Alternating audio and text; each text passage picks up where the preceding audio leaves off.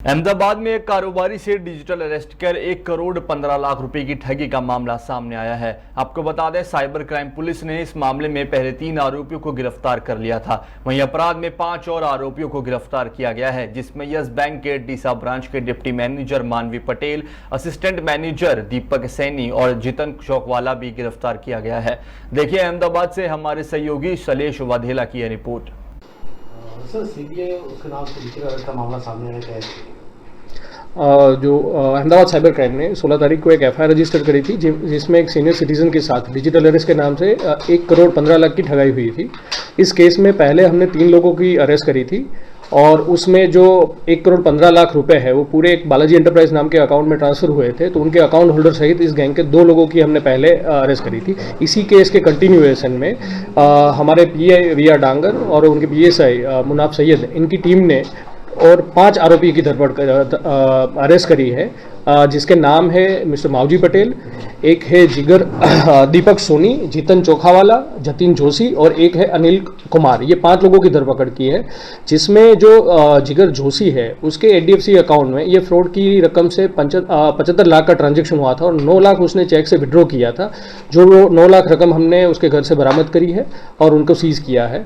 और इसके अलावा जो 4 लोग हमने अरेस्ट किए वो चारों लोग यस बैंक में काम कर रहे हैं और ये क्रिमिनल गैंग के साथ मिलकर उनको अकाउंट ओपनिंग में और हेल्प कर रहे थे पैसा विड्रॉ करने में। जो पहले 3 आरोपी है मावजी पटेल है, एक जतिन है और दूसरा है दीपक। ये तीनों है वो यस बैंक की डीसा ब्रांच में काम कर रहे थे और उसमें मावजी पटेल है वो डिप्टी मैनेजर है और दूसरे दोनों है वो असिस्टेंट मैनेजर है। इन लोगों ने जो आगे पहले एक अक्यूज अरेस्ट हुआ था शिवराज, उनका एक अकाउंट 13 तारीख को खोला था यस बैंक की डीसा ब्रांच में और इसी एक सेविंग अकाउंट में जो केवाईसी करना चाहिए था उसमें जो लोकल एड्रेस जो अक्यूज अरेस्ट हुआ था उसका कोई डीसा में, वो एक बेसिकली राजस्थान का था। इन लोगों ने अपनी तरफ से कोई भी एक एड्रेस डाल के उसमें 13 तारीख को ये अकाउंट ओपन किया और 14 तारीख को उसी अकाउंट में 1 करोड़ का जो फ्रॉड की अमाउंट उसमें आई थी, उसमें 25 लाख विड्रॉ करने में इन लोगों ने चेक से उनकी हेल्प करी थी। और जो चौथा आरोपी है अनिल कुमार, वो यस बैंक की मड़ता ब्रांच में एक पर्सनल बैंकर है और सेल्स का काम कर रहा है। जो बालाजी अकाउंट एंटरप्राइज का जो अकाउंट खुला था मड़ता ब्रांच में, वो भी अकाउंट हमारी इन्वेस्टिगेशन में ये साबित हुआ है कि ये अकाउंट एक होटल में खोला गया था और पूरे फर्जी केवाईसी करके उस अकाउंट को खोला गया था और उसमें इन लोगों को अपना कमीशन मिल रहा था। सर, इसके अंदर बैंक कर्मचारी भी इन्वॉल्वमेंट है, तो क्या उनकी भी कोई उनका वो अकाउंट वो लिख देते थे या क्या?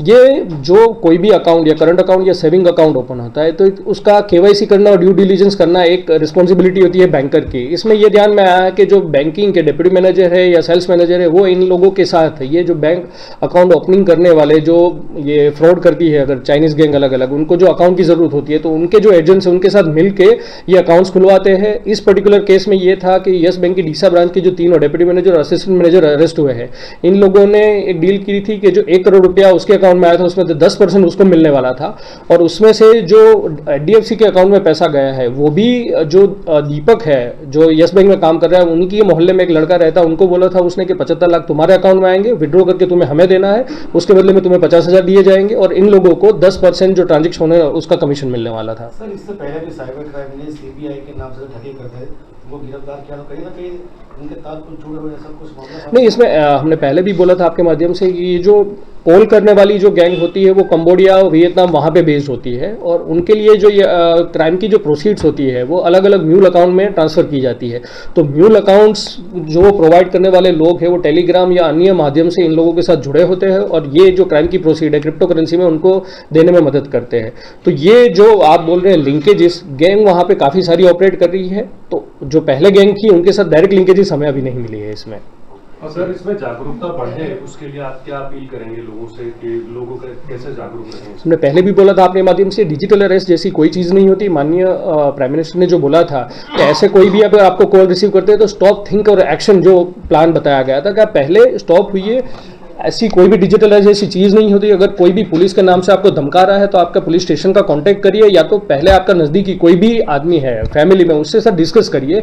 कोई भी पैसा इनको ट्रांसफ़र ना करिए। आजकल हमारे ध्यान में ये भी आया है, काफ़ी 2-3 केसेस ऐसे भी आए हैं जिसमें ये जो डिजिटल अरेस्ट करने वाली गैंग्स होती है वो पुलिस बन के लोगों को ये बोलती है आप घर छोड़ के अगर कोई वहाँ पे घर में कोई आदमी हो उनका या रिलेटिव हो तो उनको होटल में जाने के लिए बोलते हैं और होटल में उनका सिम कार्ड निकलवा के वाईफाई से कनेक्ट करवाने के बाद में फिर डिजिटल अरेस्ट की कार्यवाही होटल में करते हैं। ऐसे भी भी केसेस आ रहे हैं। तो मेरी एक नम्र अपील है काफ़ी लोगों से कि ऐसा कोई भी करे तो प्लीज़ ऐसी कोई होटल में ना जाइए, या तो आप नज़दीकी पुलिस स्टेशन या साइबर क्राइम पुलिस स्टेशन का विजिट करें। और दूसरी एडवाइस मैं ये देना चाहता हूँ कि ये जो क्राइम की प्रोसीड है वो अलग अलग म्यूल अकाउंट में दी जाती है।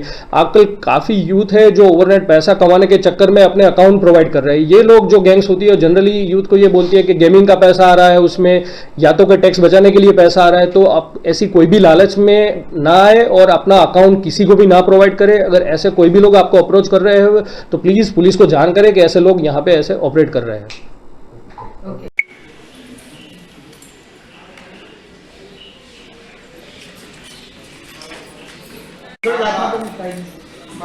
ऊपर जो भाई